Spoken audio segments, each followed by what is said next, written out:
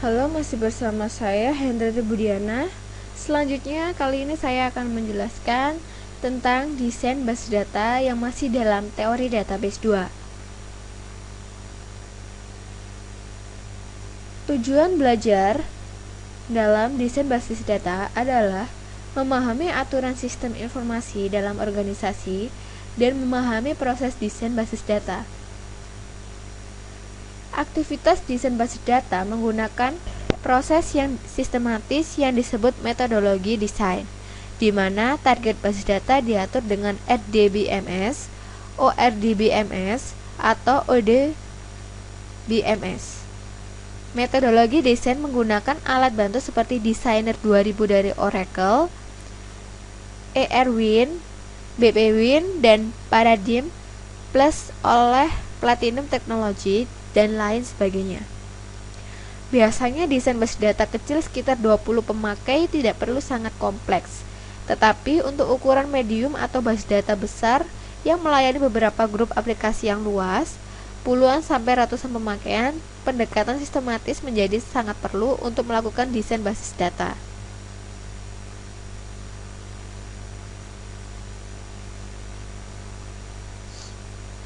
Sebelum menginjak aturan sistem informasi dalam organisasi, basis data yang besar dengan beberapa puluh sampai gigabyte dan skema dengan lebih dari 30 sampai 40 tipe entity yang berbeda dapat memenuhi array yang besar dari basis data pemerintahan, industri, dan institusi finansial dan komersial. Sektor industri termasuk di dalam bank, hotel, airline, asuransi, utilitas, dan komunikasi menggunakan basis data untuk operasi setiap hari 24 jam, 7 hari per minggu, atau operasi 24 kali 7. Sistem aplikasi untuk basis data tersebut disebut sistem pemrosesan transaksi untuk volume transaksi besar. Oke, selanjutnya aturan sistem informasi dalam organisasi. Sistem basis data menjadi bagian dari sistem informasi dari beberapa organisasi. Pada tahun 1960-an, sistem informasi didominasi dengan sistem file. Tetapi sejak awal 1970-an, organisasi mulai berpindah ke sistem basis data. Untuk mengakomodasi sistem, beberapa organisasi membuat posisi administrator basis data atau DBA untuk mengontrol aktivitas basis data. Data independence memproteksi program aplikasi dari perubahan dalam organisasi logika dan akses fisik dan struktur penyimpanan.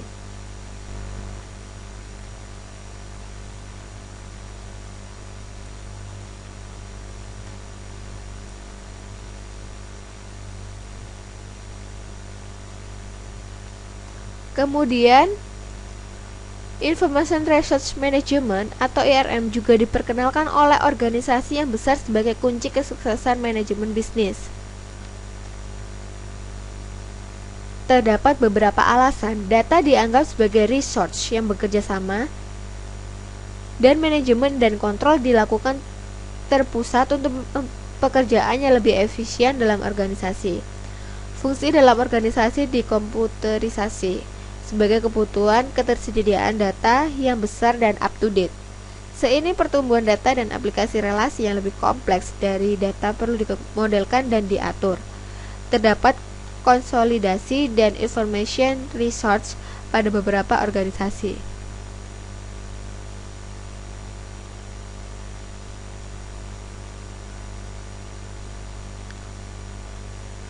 Sistem basis data memenuhi 4 kebutuhan seperti dijelaskan sebelumnya dalam ukuran besar.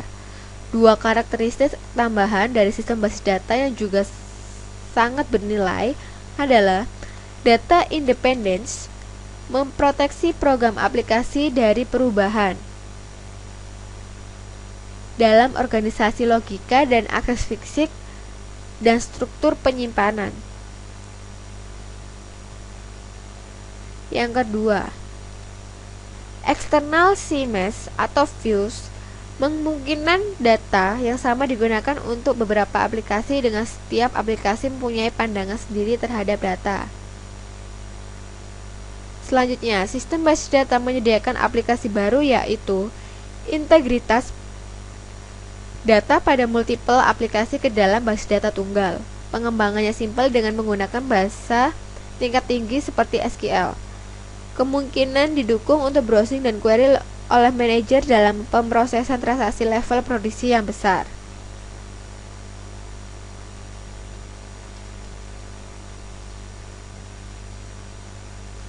Sebelum kita beranjak siklus sistem informasi, saya jelaskan sejak awal 1970 sampai pertengahan 1980, perubahan pembuatan data repositori tersentral yang besar dengan DBMS tunggal tersentral. Selama 10 sampai 15 tahun pengembangan basis data meliputi yang pertama, personal komputer dan produk software seperti basis data seperti Excel, Fox Pro, MS SQL, Access, atau SQL. Yang kedua, DBMS terdistribusi dan client server sebagai pembuka pilihan mendistribusikan basis data ke banyak sistem komputer untuk kontrol yang lebih baik dan proses lokal yang lebih cepat. Alat bantu pengembangan aplikasi seperti Power Builder atau Developer 2000 oleh Oracle lebih mudah digunakan dengan fasilitas built-in untuk menghubungkan aplikasi ke server basis data. Yang ketiga, beberapa organisasi sekarang menggunakan sistem data dictionary atau information repository, yaitu DBMS-MIN, yang mengatur metadata, yaitu data yang menggambarkan struktur basis data, constraint aplikasi, autorisasi, dan sebagainya. Sistem data dictionary menyimpan data dan mengatur informasi berikut: deskripsi skema sistem basis data, informasi detail dari desain fisik basis data seperti struktur penyimpanan, akses path, ukuran file dan record, deskripsi pemakai basis data, tanggung jawab dan hak akses, deskripsi tingkat tinggi dan transaksi basis data dan aplikasi dan relasi pemakai ke transaksi, relasi antara transaksi basis data dan data item yang dirujuk. Hal ini sangat berguna untuk menentukan transaksi mana yang diakibatkan jika definisi data diubah. Yang terakhir, penggunaan statistik seperti frekuensi query dan transaksi dan jumlah akses ke basis data. Selanjutnya, siklus sistem informasi. Pada organisasi yang besar, sistem basis data adalah bagian dari sistem informasi di dalamnya, termasuk semua resource yang dilibatkan dalam koleksi, manajemen penggunaan, dan diseminasi information resource dari organisasi. Pada sistem komputerisasi, resource adalah data itu sendiri. Perangkat lunak DBMS, perangkat keras komputer sistem, media penyimpanan, personal yang menggunakan dan mengatur data atau DBA, pemakai akhir dan pemakai dan sebagainya. Perangkat lunak aplikasi yang mengakses dan mengubah data, dan programmer aplikasi yang mengembangkan aplikasi.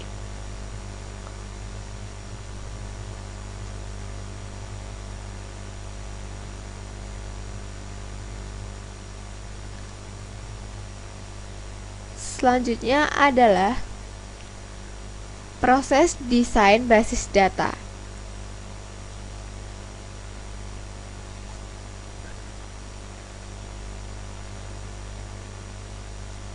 Tujuan desain basis data adalah memenuhi kebutuhan isi informasi dari pemakai dan aplikasi tertentu, menyediakan struktur informasi alami dan mudah dipahami, mendukung kebutuhan pemrosesan dan performansi objektif seperti response time, processing time, dan storage space. 6 tahap utama pada proses desain basis data. Yang pertama, koleksi dan analisa kebutuhan, desain basis data konseptual, pemilihan DBMS, pemetaan model data atau disebut juga desain basis data logika, desain basis data fisik, implementasi dan tuning sistem basis data.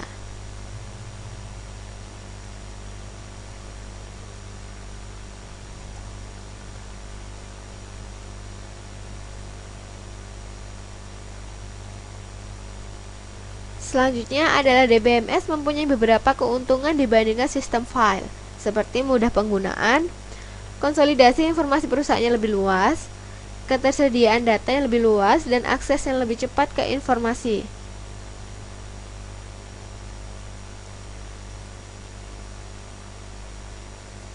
Dengan akses dan berbasis web, bagian data dapat dibuat akses global seperti pemakai luar, serta mengurangi biaya pengembangan aplikasi, mengurangi redundansi data, dan keamanan dan kontrol yang lebih baik.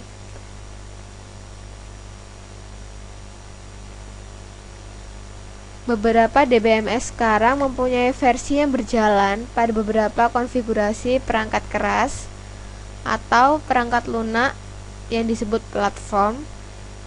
Kebutuhan aplikasi untuk backup, recovery, performansi, integritas, dan security harus juga dipertimbangkan, serta dirancang sebagai solusi total untuk pemrosesan informasi dan manajemen sumber daya informasi yang diperlukan dalam organisasi.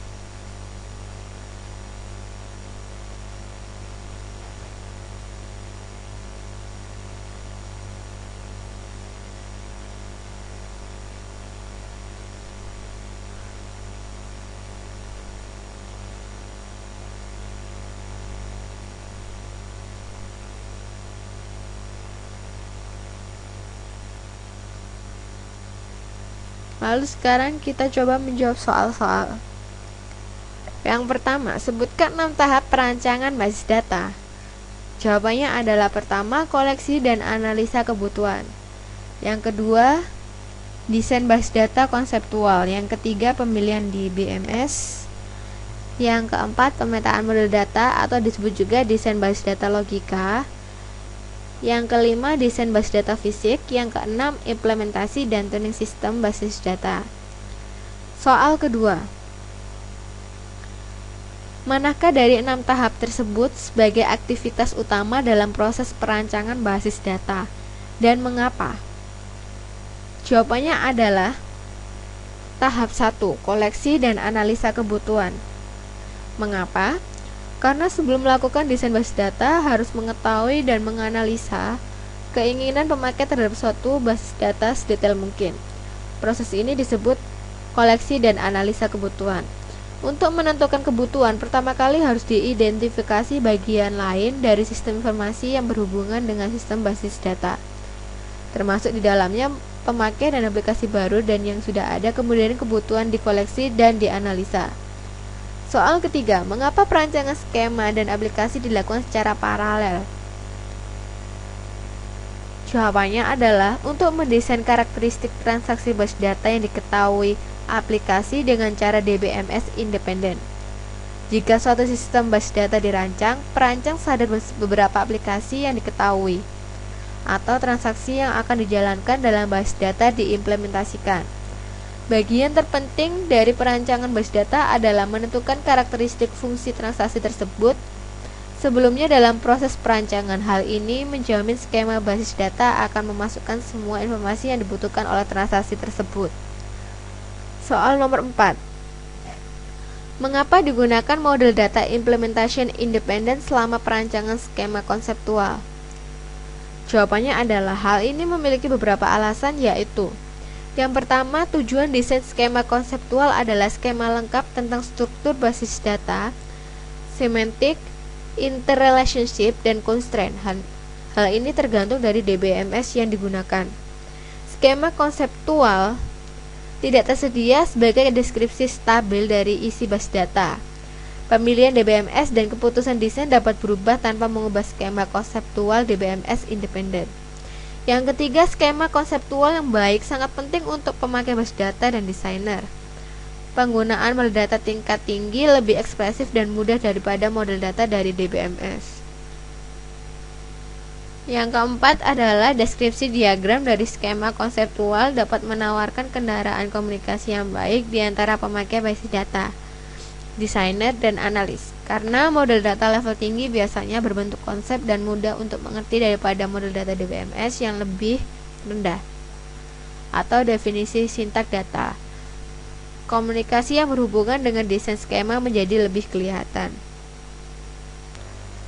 Soal nomor 5. Mengapa diperlukan koleksi dan analisa kebutuhan? Karena sebelum melakukan desain basis data, harus mengetahui dan menganalisa keinginan pemakai terhadap suatu basis data sedetail mungkin. Proses ini disebut koleksi dan analisa kebutuhan. Untuk menentukan kebutuhan, pertama kali harus diidentifikasi bagian lain dari sistem informasi yang berhubungan dengan sistem basis data, termasuk di dalamnya pemakai dan aplikasi baru dan yang sudah ada. Kemudian kebutuhan dikoleksi dan dianalisa.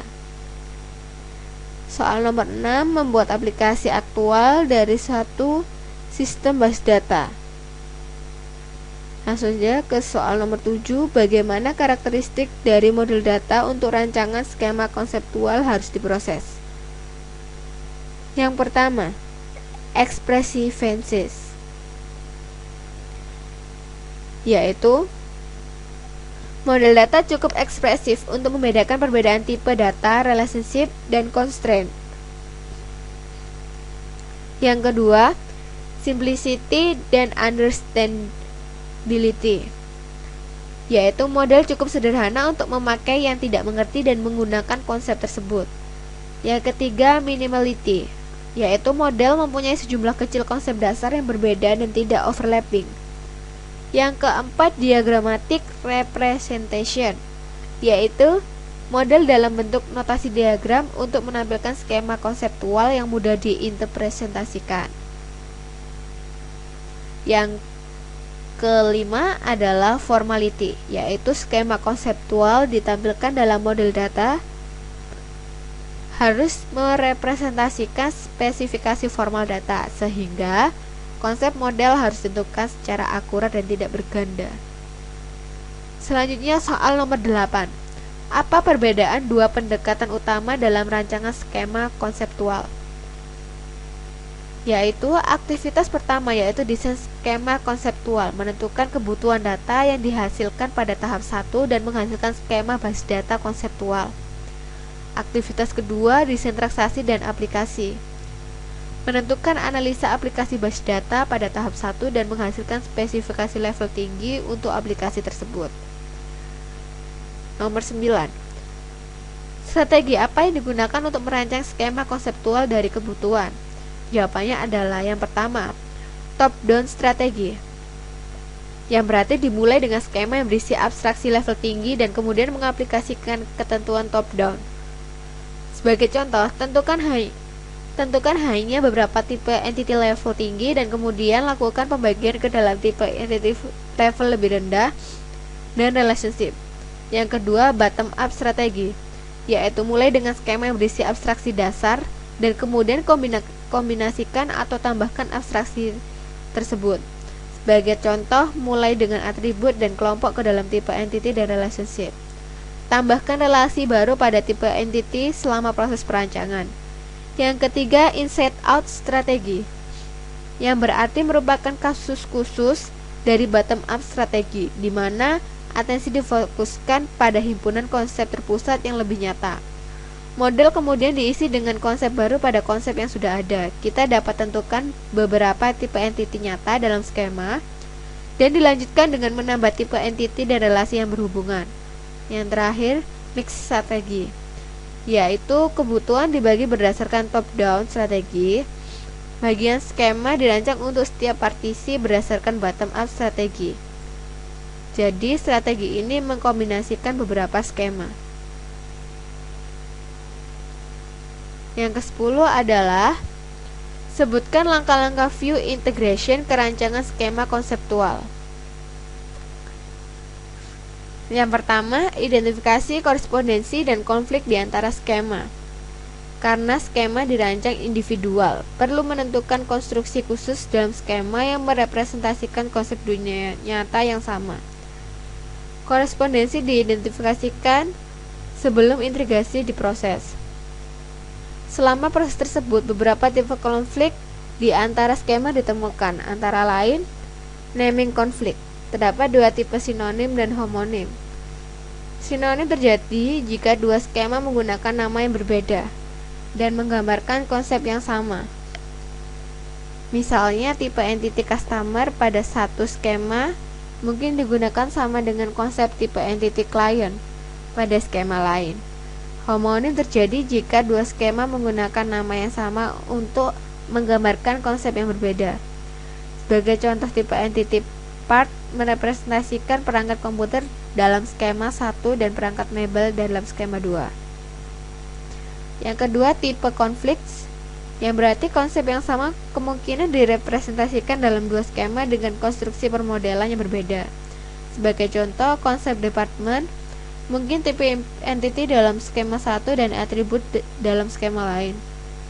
Yang ketiga, domain atau value set conflict, yang berarti suatu atribut berbeda domain dalam dua skema. Sebagai contoh, SSN dideklarasikan sebagai integer dalam skema 1 dan karakter string dalam skema lain. Konflik unit pengukuran dapat terjadi jika satu skema merepresentasikan weight dalam pound dan lainnya dalam kilogram. Yang terakhir, konflik di antara constraint, yang berarti dua skema mungkin mempunyai constraint berbeda. Sebagai contoh, K pada tipe entity mungkin berbeda setiap skema. Contoh lain melibatkan constraint terstruktur yang berbeda pada relasi seperti teachers. Satu skema mungkin direpresentasikan 1:n, sementara lainnya m/n. Yang kedua, modifikasi view untuk kesesuaian dengan lainnya. Satu skema dimodifikasi sehingga sesuai dengan skema lainnya. Beberapa konflik diidentifikasi sebagai hal peranan yang harus dipecahkan. Yang ketiga, menggabungkan view. Skema global dibuat dengan menggabungkan skema individu. Konsep yang berhubungan direpresentasikan hanya sekali dalam skema global, dan pemetaan antara view dan skema global ditentukan. Hal ini merupakan langkah yang sulit untuk melakukan pada base data yang sebenarnya, yang melibatkan ratusan entity dan relasi. Hal ini melibatkan sejumlah intervensi manusia dan negosiasi untuk memecah konflik dan mendapatkan solusi yang dapat diterima untuk skema global. Yang keempat, restrukturisasi. Sebagai langkah akhir, skema global dianalisa dan restrukturisasi untuk memindahkan redundansi dan kompleksitas yang tidak perlu. Soal nomor 11. Sebutkan faktor untuk memperlancar pemilihan paket DBMS untuk sistem informasi dalam organisasi. Hal-hal yang harus dipertimbangkan secara ekonomi dan faktor organisasi adalah: 1. Software acquisition cost, yang merupakan harga upfront dalam penelitian perangkat, termasuk pemilihan bahasa, pilihan antarmuka seperti form, menu, dan antarmuka web berbasis GUI, pilihan recovery atau backup, metode akses khusus, dan dokumentasi versi DBMS yang tepat untuk sistem operasi harus dipilih. Biasanya, alat bantu pengembangan, alat bantu desain, dan dukungan bahasa tambahan tidak termasuk dalam hal dasar. Yang kedua, maintenance cost, berhubungan dengan harga layanan pemeliharaan standar dari vendor dan untuk menjaga versi DBMS tetap up to date. Yang ketiga, hardware acquisition cost, perangkat keras baru mungkin diperlukan seperti memori, terminal, disk drive, dan controller baru atau penyimpanan DBMS khusus. Yang keempat, database creation dan conversion cost, berhubungan dengan biaya pembuatan sistem basis data dari konversi sistem yang sudah ada ke perangkat lunak DBMS baru. Operasi sistem yang sudah ada dilakukan paralel dengan sistem baru sampai semua aplikasi diimplementasikan penuh dan diuji coba. Yang kelima, personal cost, yang berarti akuisisi perangkat lunak DBMS untuk pertama kali oleh organisasi, biasanya dilakukan dengan reorganisasi Departemen Data Processing. Yang keenam, training cost, yang berarti karena DBMS biasanya merupakan sistem kompleks, personal harus ditraining menggunakan dan program DBMS. Training diperlukan pada semua level, termasuk programming, pengembangan aplikasi, dan administrasi basis data. Yang ketujuh, operating cost, biaya operasi lanjutan dari sistem basis data biasanya tidak termasuk dalam evaluasi. Yang ke-12, apa yang dimaksud pemetaan data model sistem independen? Apa perbedaannya dengan sistem dependent? Jawabannya adalah sistem independent mapping, yaitu pada bentuk ini pemetaan tidak mempertimbangkan karakteristik khusus atau kasus khusus yang diaplikasikan ke implementasi DBMS dari model data. Itulah pembelajaran kita tentang desain base data. Selamat belajar. Semoga berhasil. Terima kasih.